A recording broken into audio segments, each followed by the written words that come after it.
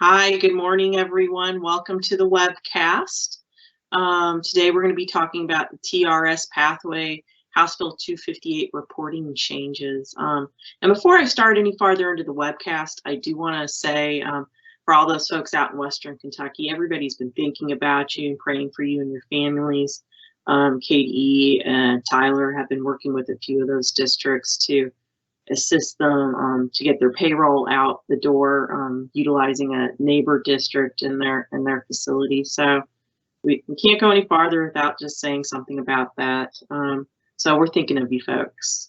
Today, we're going to talk about TRS pathway, and I asked Heidi Yates from TRS to sit in on the webcast. So if there are any questions throughout the webcast that I can't answer, Heidi will be here to assist. For those of you who don't know me, gosh, I feel like I just did this last week, and we did. My name is Kristen Lambert, and I'm a technical analyst for Munis here at the Kentucky Department of Education. I've been working with Tyler State Reporting, the folks at TRS, to make the changes to your pathway program and Munis to report these changes. This should be a very brief presentation. I did send out a reminder this morning, including a guide and the copy of the slides. And I probably should have had my cup of coffee before I sent it out, because I realized the printout, if you actually print it out, it says draft on the guide. But in fact, it is not a draft. It is the official guide. I also dropped that in a location we'll talk about later. You can get another copy if you want. So let me flip over here to the next slide. So for this House Bill 258, there is a new plan for employees who start or have an entry date as of January 1st, 2022 on. Part of this plan is an addition of a new voluntary supplemental component, and part of the changes we'll have is the component will include both the employee and the employer amounts. Now, a lot of stuff I'm going to be talking about on this presentation, if you've attended any of Heidi Yates' presentations that she's had either at CASBO or some other locations, none of this will be new to you. Hopefully everyone has 4 deductions set up, and they're not all lumped into 2 deductions, but you should have 4 different deductions set up for non-match and Fed match deductions for the different groups of employees based on when they started work. And the reason this is important is because that group that were employed on or after July 1st, 2008, the Fed match rate goes up in 2022. So those changes will need to be made before you run payroll that has dates that fall in January. The changes that will be taking place, you're going to need to create 3 new deduction codes for those employees that start as of January 1st. Now, the deduction code numbers I'm using on here are purely an example. Your district will have to determine what deduction code range to use. The examples I'm using in this slide set for the non-match people, it'd be 70-40, the Fed match 70-41, and the big change would be the TRS 403B voluntary contribution. That is considered an annuity, and Munis recommends using a deduction range in the $2,000 to $2,299 for tax sheltered annuities. So you would need a deduction code in that range for that voluntary supplemental component. And of course, the amounts on the employee and the employer vary for the optional part and are lower, different from the other tier groups. So creating new deduction codes is actually pretty easy in Munis for those of you who've never done it. The easiest way to create a new deduction code is to go find an existing deduction code that is very similar to what you need to create. And we already have those codes. So in my example, I'll be using deduction code 7000 for the non-match deduction in the deduction and benefit master. In version 2019, you have a copy button. In version 11.3, you should have a duplicate button. You select that, and a screen will pop up asking, to copy the deduction to a new number. And this is where you enter the new number you've identified to use for that Tier 4 group. After you've duplicated or copied that new deduction number, you will go ahead and select Update and make any changes to that deduction, such as a long description. You change it to the on or after January 1st, 2022. You'd also change the priority number to reflect that new deduction number, and also will verify that the employee and the employer deduction amounts, or I'm sorry, the percentage amounts are updated to match that new deduction, and of course update any other fields as needed. As I mentioned, the 403B, that will be in the 2000 range. On the deduction and benefit master, the Calc Code, you'll want to set as either 04% or 02 amount. And from understanding and testing, employees can choose either.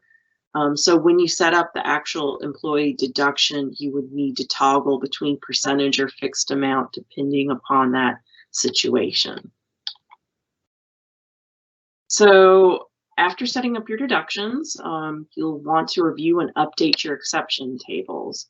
So your exception tables in Munis tell the payroll processing program what deductions or what pay types are exempt or subject, I should say, to taxes. So for this particular change, we were going to want to select the processing code 2, deductions are exempted except, and do a search for that and browse through all those different ones that come up. The first one you'll want to look at is the federal tax deduction. Most likely you'll not have to make any changes to this because that range will already be exempt. In this example, it was already set up for deduction code 2000 to 2790. So that means like your health insurance and annuities would not be subject to federal tax, along with that 7,000 to 7499, which is saying that your retirement deductions are not subject to tax. They are exempted. If that is not the case when you review your federal tax, you'll want to select Update and make the changes as needed. Also do the same for Kentucky state tax, which would be 4,000, and review those deduction ranges on your exception table. And if your district has any additional state tax deductions, you'll want to review that and update as well. Like somebody bordering Ohio or maybe West Virginia, you may have state tax for that, and you need to update those as well. So after you've made those updates to your exception tables, just go ahead and review it again and review for any other exceptions out there. One thing to note that both Social Security and Medicare exceptions, they are not sheltered from FICA and Medicare, these new deductions. And, you know, when in doubt, just know that these are going to have the same exceptions as your current TRS deductions. So you know what your current TRS deductions are. You can compare how that is set up currently and make sure those new deduction codes fall into the same range. We're not quite done with the exceptions table. You also need to add new exceptions for those 3 new deductions you set up. So for that non-match deduction, the Fed match, and also the 403B voluntary deduction. So also another easy way, Munis allows you to do a copy. So when I'm in the exceptions program in this example, I searched for deduction code 7000 and selected processing code all pay types are included except. And I'm copying or duplicating that over to the new deduction code of 7040. And what this will do is it will copy all your non-match, non-federal match pay types over to that new deduction code exception table. Really easy to do if they're all set up already correctly. You shouldn't have much to review. And same goes for the Fed match. You'll find an existing Fed match deduction. In this example, I used 7001 and copied it over to the new Fed match deduction of 7041. And this will copy all your federal match pay types over to the new deduction code. Of course, review, review, review. I just have to say that to make sure everybody takes a gander at those new codes and make sure they were set up as new exception tables. So that is for the match and non-match deductions. For the voluntary contribution, you will need to add that. So you'd select, the plus, add, and select the processing code. All pay types are included except. And make sure that only classified pay types or any pay types that are not subject to TRS are included. This is required as the voluntary contributions are not allowed on non-certified pay. So I know this year we've had a lot of teachers doing other jobs outside of certified duty, maybe driving buses, things like that. If you have some new teachers come on and choose to do the same, maybe drive a bus, the bus wages would not be allowed as a contribution towards a voluntary contribution with TRS. And I'll admit I swiped this slide from Heidi Yates, and it's a very important slide talking about the timing of when these changes will be in place.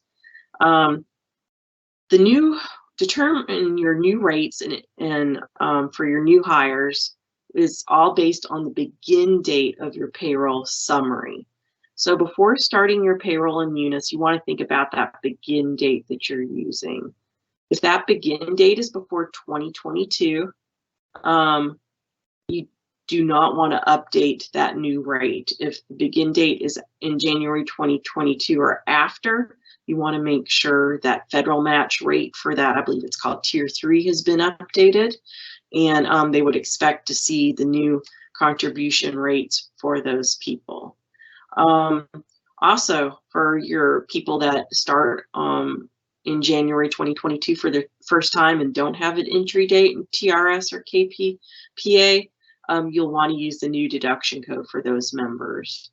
And something also she points out is that if you're hiring a new person as of January 1st, 2022, and of course they don't have an account, so they're part of this new group, and you have a payroll that has a begin date in December, you do not want to include that employee in a December begin date payroll. You need to do a separate payroll for them, so their begin date does fall in January. So let's talk a little bit about the changes with the TRS pathway reporting changes in Munis. These are pretty straightforward and easy. On your deduction code tab, you'll just need to add the 3 new deduction codes. To add the deduction codes, you do need to select a payroll run and warrant and tab down to get to the deduction code fields. After updating that, just select accept, and there's no need to run a report. You just can select when prompted. So there will be a new drop down that you'll see. I'll say voluntary supplemental component, and that will be labeled with your 2000 range annuity deduction that you set up. So another change you can tell when your program is updated is you'll see these 2 new fields on your detail records. Voluntary supplemental component for the employee and the employer will populate with those amounts from payroll. Another change that we have is with the report. So right now you get a paper report or a report that displays the screen when you create the electronic file or beforehand where you can view the report. Due to lack of real estate on these reports, there's really no more columns to add the voluntary components to the report. So everything is now in Excel. So when you create your report, if you want to look at a electronic file and you want to look at a report, select that report to Excel box, and a report via Excel will be available for you to view the employees and their, the salary and contributions, everything that's being reported to TRS. Of course, before I move on with the final couple slides, if you have any questions, we do have a Q&A available. It's a chat bubble with questions on it. Please feel free to add your questions there, and both myself and Heidi will help you with that. So before I hop over to the questions, I'll have to give a little plug. We do have a new KDE Munis SharePoint site. Everyone should be able to have access to this using your school email account and password. The the link to that has been sent out. It's usually in the communication that I've been sending out. There's a blurb in there saying, you know, this is not a monitored mailbox, don't respond to it. And we have a couple other links down below, including a link to the SharePoint site. We include information on there from emails that we've sent out.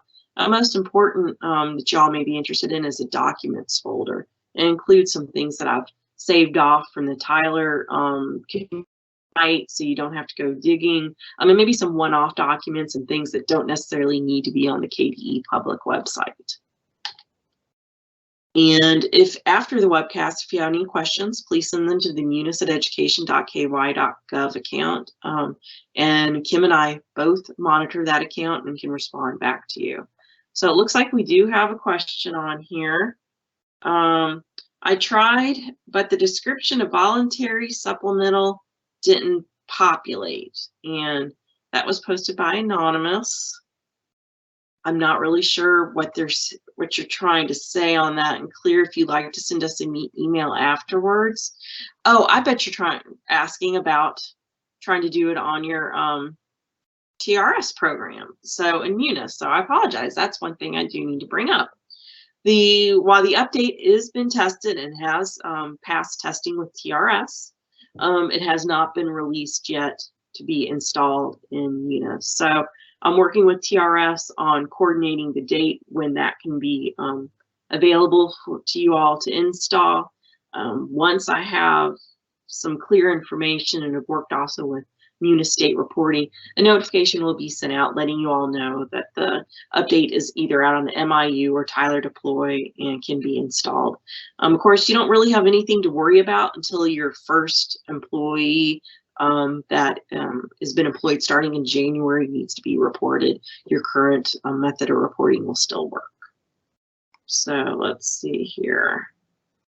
Okay, so I knew this would be a short webcast, about 15 minutes. I'll hang out here for another minute or two. If there's any questions, please pop them in the chat box or send them to that munis@education.ky.gov account. And we still have Heidi here, so if you have any questions there, she'll be happy to answer them. So that's it for today's webcast. Like I said, I'm going to hang out for another moment, see if any other questions come in.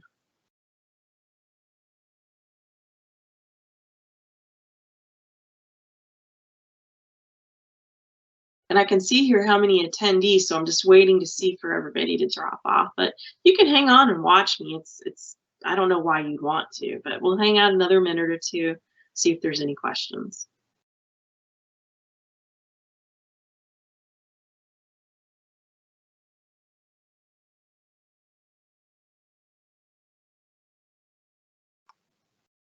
And I will respond with a question was brought up about who is the administrator for the 403B plan, and it would be TRS.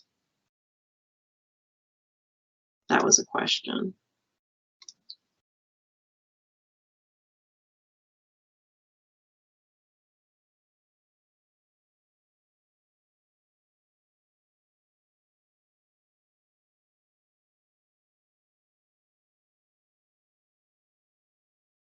Okay, well, it doesn't look like we have any more questions coming in. I think we'll go ahead and wrap up this broadcast. And before I sign off, I just want to wish everyone a happy holidays, Merry Christmas, Happy New Year, and let's have a better 2022. Thanks for watching. Have a good day. Bye-bye.